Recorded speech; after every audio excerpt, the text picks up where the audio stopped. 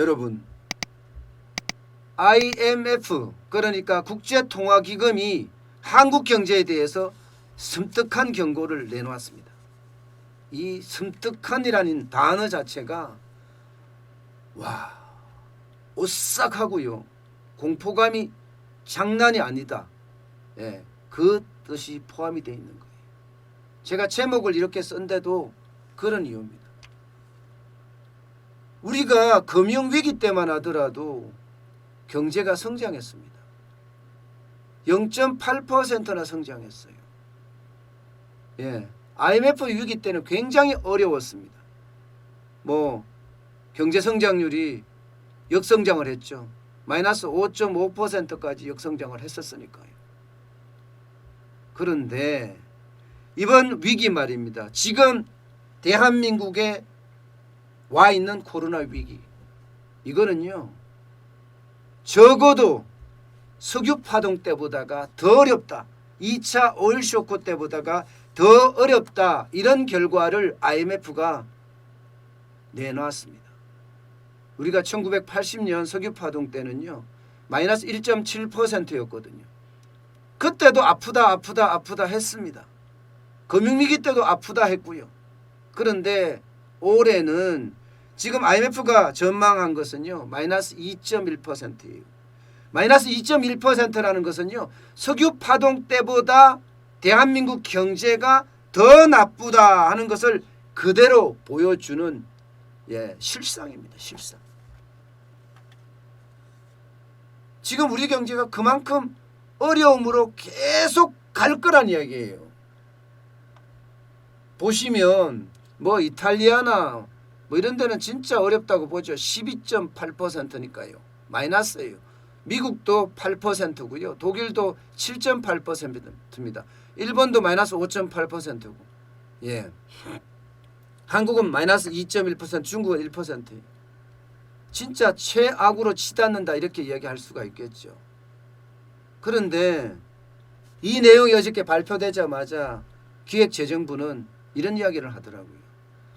보시는 것처럼 선진국들보다가 대한민국이 낫습니다. 선진국 중에서는 어떤입니다. 게다가 개발도상국이나 신흥국의 평균보다도 높습니다. 그렇기 때문에 안심하라 이런 얘기인가요? 저는 그렇게 생각하지 않습니다.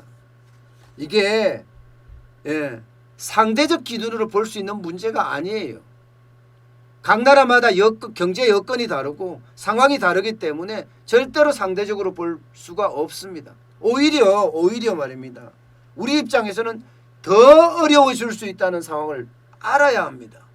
지금 기획재정부 정부가 보는 것은요, 저는 시각이 굉장히 잘못됐다고 봐요. 마이너스 2.1% 맞아요. 다른 선진국보다가 우리가 조금 덜 떨어지는 건 맞습니다. 예. 신흥국보다가 우리가 조금 나은 것도 맞아요. 그런데 전 세계가 지금 마이너스잖아요. 전 세계가 이대로 가면요, 그야말로 최악으로 치닫는다 이렇게까지 이야기할 수가 있습니다. 전 세계가 나빠진다는 거 여러분 생각을 해보세요. 예. 지금 IMF는요, 계속 지금 낮추고 있어요. 계속. 이렇게 계속해서 가면요, 전 세계 경제 성장률 자체가 최악으로 갈 수밖에 없는 그런 상황을 맞는다. 이런 이야기입니다. 이런 얘기예요. 지금 전 세계는요, 대폭 하향 조정을 했습니다. 이대로 가면 굉장히 어렵다는 이야기는 거죠. 이게 IMF가 이야기하기는요, 대공황이 1930년대에 있었습니다. 그때보다가 지금 어렵다 이렇게 예상을 하고 있는 거예요. 그때보다 어렵다. 그때만큼 어렵다. 아니면 대공황 정도다. 대공황급이다. 다 다르긴 하지만 표현을 어떻게 썼나 하면요, 사무총장이 다른 어떤 것과 비교할 수 없는, 견줄 수 없는 위기다. 불확실한 회복 상황이다. 이렇게 평가했습니다. 예, 그만큼 세계 경제가 지금 최악이라는 거예요. 마이너스 4.9% 예상했거든요. 마이너스 4.9%. 그것도요, 4월 14일 날 전망할 때 마이너스 3%였어요. 마이너스 3%. 그러다가 두 달 만에 지금 또 내린 거예요. 마이너스 1.9%포인트를요. 그래서 마이너스 4.9%예요. 그나마 월드뱅크보다 낫다. 마이너스 5.2%가 월드뱅크 세계은행이 그렇게 주장을 했거든요. 발표를 했거든요. 그때보다 낫다는 거예요. 세계은행은 그때 이야기하면서 2차 대전 이후로 최악이다 이렇게 이야기했고요. 지금 IMF는요. 다른 어떤 것과도 견줄 수 없는 위기다 이렇게까지 표현했습니다. 그러니까 대공황보다 더 어렵다 이렇게 이야기할 수 있는 거고 대한민국은 2.1%라고 봤어요. 그러면 우리는 석유 파동 때보다 더 어렵다. 그런데 기획재정부는 뭐라고 했다고요? 선진국 중에서는 가장 낮고 신흥국이나 개발도상국 중에서는 평균보다 높다 이렇게 이야기했다는 거 아니에요? 아니라니까요. 대한민국은 기본적으로 여러분 대한민국은 수출이 주 경쟁력이에요. 이걸 잘 봐야 돼. 그러니까 진실을 제대로 분석해서 정부가 알려줘야 되는데 자꾸 자기들의 잘못을 감추기에 급급하고 있어요. 마이너스 2.1%면 1980년 석유 파동 때보다 어렵고 게다가 전 세계가 이렇게 마이너스라면 특히 미국 시장이 마이너스고 유럽 시장이 마이너스예요. 우리의 최고의 수출 시장은 중국 시장과 미국 시장과 또 유럽 시장입니다. 이 시장들이 이만큼 내려간다는 것은 소비가 그만큼 안 일어난다는 뜻이고 소비가 그만큼 안 일어난다는 뜻은요. 대한민국에게는요. 치명적이라는 거예요. 치명적. 지금 제가 계속해서 말씀드렸지만 지금 코로나 위기는요. 골이 깊고요. 그 다음에 골이 길어요. 이게 IMF보다 저는 더 어렵다고 생각하는 내용 중에 하나인데요. 지금 IMF도 그런 이야기를 했어요. 대한민국은 수출을 중심의 국가이기 때문에 성장률이 또 떨어졌다 이렇게까지 이야기를 한 거예요. 성장률이 또 떨어졌다. 그만큼 지금 상황이 좋지 않다는 것을 그대로 반증하고 있습니다. 게다가 말입니다. 성장률도 이렇게 떨어지지만 게다가 지금 국가 부채 비율도 장난 아닙니다. 국가 부채 비율. 지금 현재가 840조가 넘는다고 이야기를 했죠. 여기에다 공기업 부채 집어넣어야 돼요. 왜냐하면 대한민국은요. 공기업을 통해서 국정과제를 수행한단 말입니다. 국가 정책을 추진한다는 얘기예요. 그러면 부채 그것까지 따지면요.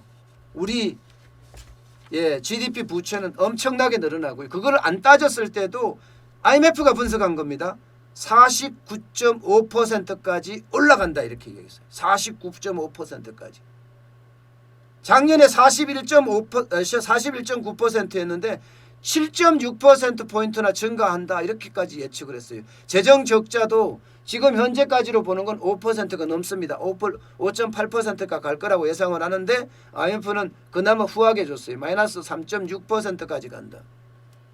그러니까 국가의 경쟁력까지도 지금 계속해서 쭉쭉 떨어지는 그런 판이라는 겁니다. 여러분 지금 올해의 경제 자체가 대한민국에게는요.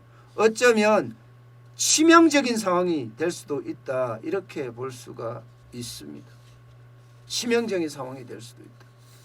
다행히 내년에는 좀 좋아진다고 해요. 내년에 좋아진다고 하는데 과연 이게 좋아지는 게 지금 IMF가 이야기하는 것은요. 내년에 그나마 회복을 할 거다. 선진국은 4.8% 회복을 할 거고 신흥시장이나 혹은 개발도상국은 5.9% 회복을 할 거다. 대한민국은 얼마라고요? 3.4% 많으면요. 적으면 3.0% 정도 회복할 거다. 내년에 말입니다. 성장률이. 이렇게 낮춘 것도 마찬가지로 대외 의존도가 우리가 크기 때문에 수출 중심이기 때문에 이렇게 갈 수밖에 없다고 그렇게 이야기를 했습니다. 그러나 전제가 있습니다. 전제가. 코로나19에 백신이 개발되고 거기에 대한 치료제가 개발이 된다는 전제가 따릅니다. 만약에 코로나19에 대한 백신이 개발이 안 되고요. 치료제가 개발이 안 된다면 이것도 더 길어질 가능성이 있다고 그렇게 이야기를 하고 있습니다. 올해가 지금 2.1%까지 대한민국이 떨어지고 내년에가 마이너스 3%, 플러스 3% 정도 성장한다고 이야기하니까 그나마 내년엔 위안이 된다고 하지만 전체적인 다른 나라들의 성장률에 비해서는 우리가 굉장히 낮아요. 그도 그럴 것이 다른 나라 성장하는 데 따라서 우리는 수출을 해서 먹고 사는 나라이기 때문에 그렇습니다. 예. 어쨌든 지금 상황은 그렇게 좋은 상황은 아니다. 그렇게 제가 말씀드릴 수가 있는 것 같고요. 게다가 보시다시피 우리 3%잖아요. 예. 다른 나라들은 쭉쭉쭉쭉 심지어 중국은 8.2%까지 성장을 합니다. 내년에 말입니다. 예. 그렇다고 하더라도 우리의 어떤 그 수출의 어떤 회복이 그렇게 빨리 일어나지는 않을 거다. 예. 만약에 그렇게 일어나려고 한다면 코로나19에 대한 백신이나 치료제가 개발이 되면 그나마 좀 나아지지 않겠느냐 이 정도예요. 그나마 좀 나아지지 않겠느냐. 그렇다고 하더라도 어려워지는 것은 똑같다. 이렇게 지금 평가가 되고 있는 것 같습니다.